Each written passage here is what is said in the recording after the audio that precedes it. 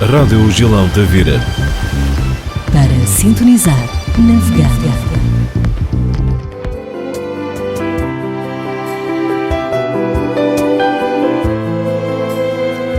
Às da manhã de quarta-feira, 26 de junho, um ótimo dia. Obrigada porque estão desse lado. Estamos no meio da semana. É o dia da semana em que temos Conversa Arejada e a colaboração especial do escritor Vitorino de Sousa. Bom dia. Bom dia, Ana. Bom dia aos ouvintes. Cá estamos. Brincando, já é a última semana de junho. Pois. Sim. Para a semana começa a vir aí o pessoal a sério. Sim. Ui, montes, confusão. Eu chamo a marabunta. Eu marabunta. Ai, meu Deus. Enfim, mas pronto, são bem, como se diz, quem vier por bem é bem-vindo. Com certeza. Quem vier por bem, porque também as às pessoas vezes... lá de cima principalmente as do norte, não é? Que tem um clima danado. Pois é, têm todo o direito de passar uns diazinhos aqui no... merecem, sim. Oxalá o Algarve consiga proporcionar-lhes um tempo agradável e águas quentinhas. Que às vezes... Porque às vezes nem sempre, às vezes. Depois vê a melgas, depois resmunga-se e depois aparecem as alforrecas, as caravelas e mais não sei o quê. O livro de reclamações ao fim de cada verão fica cheinho. Pois, mas nós, é algo que nos ultrapassa. Eu nunca vi caravela nenhuma. De vez em quando aparecem, sim. Diz que, enfim, é vê-las à distância. Não, nunca vi. Porque... O que eu sei é que o meu filho, a primeira vez que veio ao Algarve visitar-me, foi picado por um peixe-aranha, que era uma coisa... Isso também é uma coisa que acontece com frequência. Com frequência? Sim. Com frequência. Eu nunca tinha ouvido... Quer dizer, na Caparica... Eles são muito pequenininhos e andam na areia. Eu sei, porque eu passei a minha juventude na Costa da nas praias da Costa da E aí sim, claro. Aí havia aqui também com muita frequência, não é? Aqui, eu estou aqui no Algarve desde 2018 e nunca tinha ouvido falar no assunto. Tem tido sorte. Quando o meu filho chegou ao pé de mim e disse, foi mordido por um peixe-aranha. É porque nós temos sempre na praia, na ilha, a funcionar o posto de primeiros socorros. Sim, claro. E é o trabalho do dia. Sério? Sim. Fora um arranhão ou outro possa haver, mas por regra, siga picada de peixe-aranha, siga. Eu sei que eu é porque eles são daquela cor da areia. Eles são pequeninos e têm a barbatana dorsal fica para cima. E da cor da areia, que são da cor da areia. Exatamente. Quem é que os vê? Águazinhas brilhantes, uma ondinha, pimba, pé em cima. Bem, mas não queremos nada, ninguém picado, que tudo corra bem. Exatamente. Um bom dia de praia para todos, um bom julho para todos que se avizinha. Desta feita vamos aproveitar ao máximo aqui esta nossa conversa arejada. Não é por nada, mas agora hoje vamos ao Alentejo. Hoje vamos ao Alentejo com Madre. Sim, vamos lá por aí acima. E vamos, a semana passada falámos aqui muito por alto das lendas, não é? Já falámos aqui de várias lendas. E eu achei interessante ir à procura de lendas da região de Évora. E há pelo menos duas, embora uma delas tenha várias versões, mas para simplificar, vamos falar de duas delas, que a primeira delas é uma lenda que se chama a lenda da Sempre Noiva. É muito parecida, nós já falámos aqui da lenda do Rio Gilão e do Século. De Amor Encantado. De Amor Encantado, né? Esta é muito parecida. Quase todas as... sim, é só mudar um bocadinho. Mas as Mouras Encantadas deram cabo da cabeça aos cristãos, como se sabe. É verdade. Então, o que é que acontece? Acontece que, como sempre, há uma parte da história que é verdadeira, não é? E a parte da história é que, perto de Arraiolos, que é uma terra muito bonita, ergue-se um belo solar construído entre os séculos XV e XVI, que tem o nome romântico de Solar da Sempre Noiva. Eu não sei se algum ouvinte... Provavelmente, a gente está a dizer, então não sabe, ele é mesmo em cima. Compadre, então não sabe que é mesmo lá em cima. Atenção, que eu gosto muito de Alentejo. Atenção, não é... eu também. Eu gosto muito de Alentejo. A música do Alentejo é uma coisa que... Eu sou... Se a gente não ficar emocionados ao ouvir aquilo, claro. Então é melhor...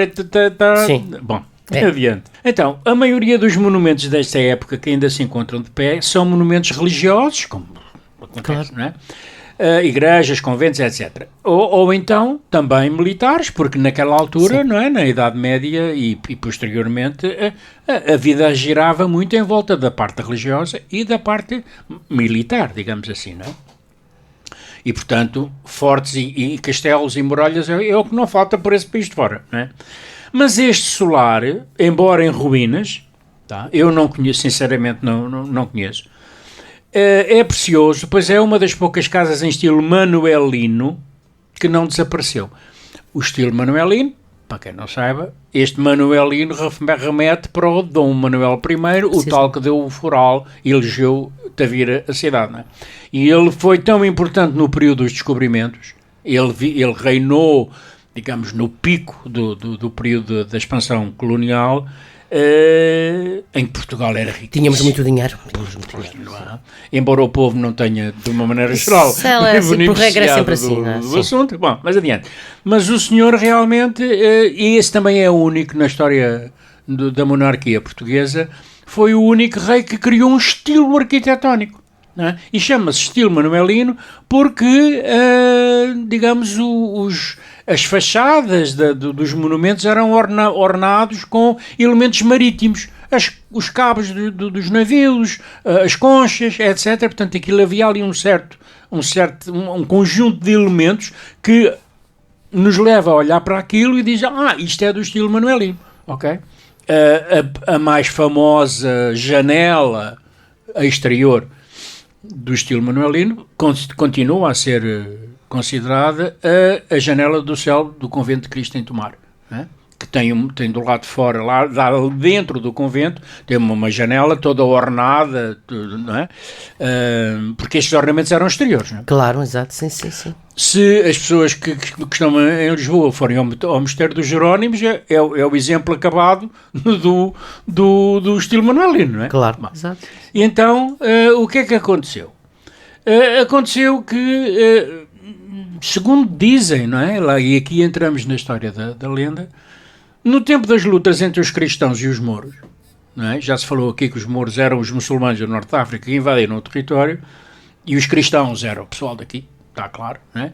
Vivia ali uma donzela, moura, evidentemente, moura encantada, que ficou noiva em má altura, pois, por azar, no dia do casamento a vila foi atacada e o noivo teve de partir para o combate.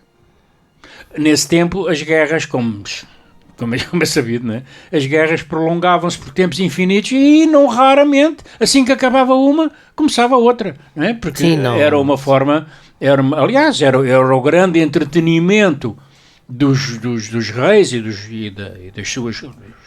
seus cortesãos, não é? Das duas uma, ou andavam à pancadaria ou andavam à caça, não fazia mais nada. Vitorino, eu estou sem respiração porque passados estes séculos todos continua a ser entretenimento de muitos, infelizmente, as guerras. Pois, isso parece que é uma coisa endémica, não há nada a fazer, não é? Quer dizer, haver há, mas não é possível. Eu também, sinceramente, nem sequer gosto muito de falar no assunto, porque... Continuamos primitivos, não é? É tão absurdo, é tão atrasado, a maluqueira é tão grande que realmente não se compreende. Mas pronto, o que é que se há de fazer? Mas nesta altura as guerras evidentemente desenrolavam-se de uma maneira completamente diferente, sim, não é? Claro. Quer dizer, era a espadeirada e acabou-se. Hoje, com o desenvolvimento tecnológico e com a história dos drones, não é? Que é uma coisa relativamente recente, os drones de combate, não é? Exato, sim.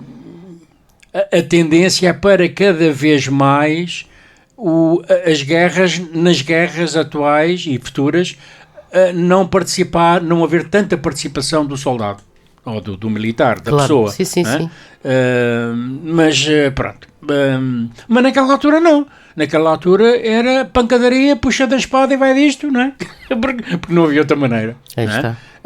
Nem sequer os canhões. Os canhões só apareceram um pouco mais tarde e isso realmente modificou completamente as táticas de guerra, nomeadamente a construção dos castelos, não é? Porque uma coisa era uma muralha que só podia ser alcançada trepando, digamos assim, não é? Outra coisa passou a ser quando os canhões mandavam bolas de pedra gigantescas, não é? Quer dizer, e aquilo tinha que ter outro tipo de construção, não é? Bom, mas isso faz parte da arquitetura militar que não vem agora aí. O que interessa é que esta senhora, donzela, coitadinha, teve um azar. E realmente no dia do casamento o homem lá teve que ir para a guerra, não é? Quer dizer, bom, então como é que isto acaba? Acaba que, muito simplesmente, que quando, passado muitos anos, pelos vistos a guerra foi, Claro. a guerra foi longa, passados muitos anos, o rapaz, ou seja, o noivo, voltou e quis casar. Como era natural, porque eles amavam-se muito, não é? Bom, apesar de ele ser cristão e ela ser moura. Então, mas estava encantado. Pois está, sim. Bom. E então, o que é que aconteceu? A noiva, e aqui é que está a questão, a noiva, triste por ter perdido a beleza da juventude, entretanto tinham passado uma data de anos, demorou a aparecer. Ela, coitadinha, estava um bocadinho assim, não. Então o que é que aconteceu? Aconteceu que finalmente apresentou-se coberta por um tapete para ocultar as marcas do tempo. Isto não faz sentido nenhum. Pois é, pois. Mas é romântico. É, não sim, é? claro, tem sempre o seu toque especial, é Não verdade. é? Por isso é que se chama sempre noiva. Ela, não, claro, se calhar já estava cheia de rugas, já tinha mais uns quilitos e tal. Uma noiva encantada não envelhece, Vitorino. Pois, então, Não por envelhece, isso é que não. se chama a lenda da sempre noiva. Aí está, sim. Tá? Uma noiva encantada mantém a beleza sempre. Ora bem. Aí Tá? está, sim. Então, esta é a lenda da sempre noiva da região de Évora, porque está lá as ruínas do solar, não é? Ah, pois. A outra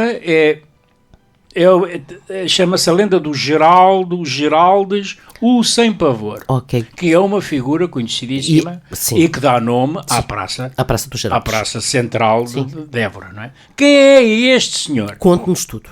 Este senhor, bem, isto passou-se em 1166, século XII, ok? Portanto, é anterior à Sempre Noiva, tá? Que foi do século XV. E é muito engraçado porque nessa altura, no século XII, Évora, que estava evidente, estava sob o domínio moro, não se chamava Évora. Évora Pois chamava-se Iébora, E é Borá. Ok. com TH no fim, Iébora.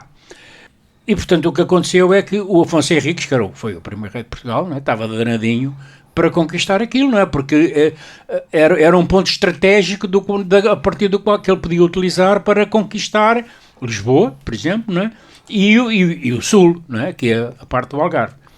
Claro que, enfim, abre aqui um parênteses para dizer o seguinte: realmente o Afonso Henriques conquistou uma data de cidades aos mouros, mas a gente não se pode esquecer que isto aconteceu no período das Cruzadas, que eram as cruzadas que se organizavam aqui na Europa, e aquela gente toda ia para a Palestina dar porrada com reconquistar a Terra Santa, não é? De maneira que eles tinham que parar aqui. Normalmente paravam, ou no Porto ou em Lisboa, e portanto o Afonso, olha, a conquista de Lisboa foi com uma data de cruzados que estavam parados no Porto, e o Afonso Henriques dizia, pá, ok, venham Dê-lhe a majadinha. dá cara mais dinha, que a gente depois, vocês fazem o saco da cidade e ficam com aquilo, pronto. E então o que é que aconteceu? O Geraldes, era um homem nobre, não era um maltrapilho, era um homem nobre que vivia à margem, mas vivia à margem dela, era um bandido, era um malfeitor, vamos dizer assim, era chefe de um bando. Hoje a gente poderia dizer eram os comandos da altura, embora uns comandos fora da lei. Não é? Tipo um Robin dos Bosques, uma coisa assim. Esse dizia que sim, ajuda. Pronto, sim, mas qualquer coisa, tem qualquer que coisa ser, desse sempre não é? era um mercenário. Sim. Tá? E tanto ajudava Um lado como o outro. era quem lhe desse dinheiro. Só havia um rei moro que o contratasse para dar porrada ele ia, não tinha escrúpulos desse género. E então o que é que aconteceu? Este Geraldes e a pandilha dele habitavam um pequeno castelo nos arredores de Évora, ali na Algures. E então o homem decidiu, espera aí que a gente vai conquistar Évora. Tá? E muitas vezes as reconquistas, até porque não havia muitos mouros, não é? Claro. No caso de Évora, que já era uma cidade, enfim, mas muitas vezes as coisas eram feitas como um golpe de mão, não era chegar o exército Sim, e sim. fazer o cerco, isso era Sim. Então o que é que aconteceu? O senhor disfarçado de trovador, agora aqui começa inteligência. a lenda. O senhor disfarçado de trovador rondou a cidade e traçou a sua estratégia de ataque à torre principal do castelo, que era vigiada por um mouro e a sua filha. E o que é que aconteceu? Numa noite, o homem subiu à torre, matou os dois, tá? Saltou para dentro da praça, abriu a porta, E os outros entraram. ora bem, é por isso que se o ouvinte for ver o emblema, o brasão da cidade de Évora hoje, lá está, os Geraldos com 2 cabeças que são as ditas dos Mouros. Eu não fazia uma ideia, mas fui pesquisar e lá estava realmente, não é? E então, pronto, o homem abriu a porta, mobilizou a pandilha dele e tal, não sei o quê, e foi assim que o Évora passou para as mãos dos cristãos. Tá? No dia seguinte, o Dom Afonso Henriques, claro que ficou muito surpreendido com aquilo. Claro, como é que olhou? Mas surpreendido, mas ficou todo contente. Claro, não é? Olha, mais um espaço exatamente. cristão. Então o que é que o Dom Afonso Henriques fez? Não é? Para honrar, não é? Deu as chaves da cidade. Voltamos a dizer outra vez, as cidades antes eram fechadas. Não é? Sim. É por isso que ainda hoje, simbolicamente, se dá a chave da cidade. Não é? Deu as chaves da cidade e nomeou o alcaide perpétuo da Évora. Alcaide era o presidente da Câmara na altura. Sim. E, portanto, ainda hoje... Em Espanha chama-se alcaide, continua-se. Pois, exatamente. Não é? Portanto, é por isso que o Geraldes está indissoluvelmente ligado com a cidade de Évora. E faz sentido. Tá? E há uma estátua. Eu confesso que eu não fazia a menor ideia disto. Não visitou muito Évora? Não. Visitei, mas... Vamos lá ao Templo de Diana. Não, porque a estátua não está em Évora, por incrível que possa parecer. Sim. A estátua não está em Évora. A estátua está nos arredores das ruínas do Castelo de Geraldo, que era em Valverde, ou seja... Seria onde ele morava, onde ele era originário. Ou seja, onde ele tinha lá o seu... Sim, onde formou o grupo. Exatamente. Sim, por aí. E Valverde, eu estive a ver no mapa, Valverde fica, sei lá, 20 ou 30 km de Évora, não é? E a estátua está na freguesia de Nossa Senhora de Guadalupe, no concelho de Évora. É um castro, portanto, as ruínas de um sítio antigo, do tempo da Idade do Bronze, ou seja, 3.300 a.C., mais ou menos. E apresenta uma planta circular e um perímetro de 114 metros, o que é, pois está, um castro mais ou menos arredondada, não é? Sim. A muralha que subsistiu até aos nossos dias terá pertencido a um período de ocupação medieval. Fontes do século XV referem a fortificação associando-a à presença dos Geraldos sem pavor. E, portanto, a estátua está lá. Boa. Mas quem é que vai lá ou lá? Agora fiquei com curiosidade, se calhar em um dia destes, quando for ao Alentejo, vou lá. Pois. Acho que sim. Portanto, porque está lá a estátua do homem que conquistou Évora aos muçulmanos em 1165. Sim, isso é histórico. É claro que não é? sim, é importante. Portanto, atualmente, quando eu digo atualmente, é segundo o artigo que eu li, que eu não faço ideia nenhuma em que altura foi, a estátua encontra-se em via de classificação e diz aqui que das suas muralhas avista a cidade de Évora e a aldeia de Valverde. Portanto, é nos arredores. Sim. Perdão. É nos arredores de Évora. Mas não faz sentido realmente. Bom, só faz sentido porque aquele era o sítio dele. Aí está. Não é? Pronto, acaba por ter algum... Mas é uma figura tão carismática da história. Porque ele destacou-se durante a vida por outros feitos que eram sem pavor. O homem não tinha medo. Não é? O homem deveria ser mesmo forte. E todos os reis daquela altura, não é? Recorreram aos seus bandidos, não é? Sim. Para dar uma ajudinha, porque acho que os rapazes eram bons. Tinham um bom treino, provavelmente. Eram bom naquilo, Tinham não é? bom treino, sim. De maneira que, pronto, eu não tenho nada com o facto da estátua estar lá no sítio onde o homem morou, mas provavelmente deveria, se não querem tirar a estátua dali, provavelmente deveria haver uma campanha, vamos dizer assim, publicitária ou de divulgação, pelo menos em Évora, não é? Sim. Se quiserem ver a estátua dos Geraldos, olha, está aqui o mapa, vão lá ver e então, tal. E pode existir no posto de turismo ou assim. Também quem vai a Évora, logo ponto assente, o Templo de Diana. Pois, que não era de Diana, mas isso é outra conversa. Vamos ficar aí anotado para daqui a algum tempo falarmos sobre isso. Exatamente. Sobre isso, é verdade. Vitorino, até para a semana. Muito obrigado. Boa quarta-feira e até julho. Até julho, obrigado. Rádio Gilão Tavira. Para o mundo, através da emissão online em radiogilão.com. A onda do Algarve.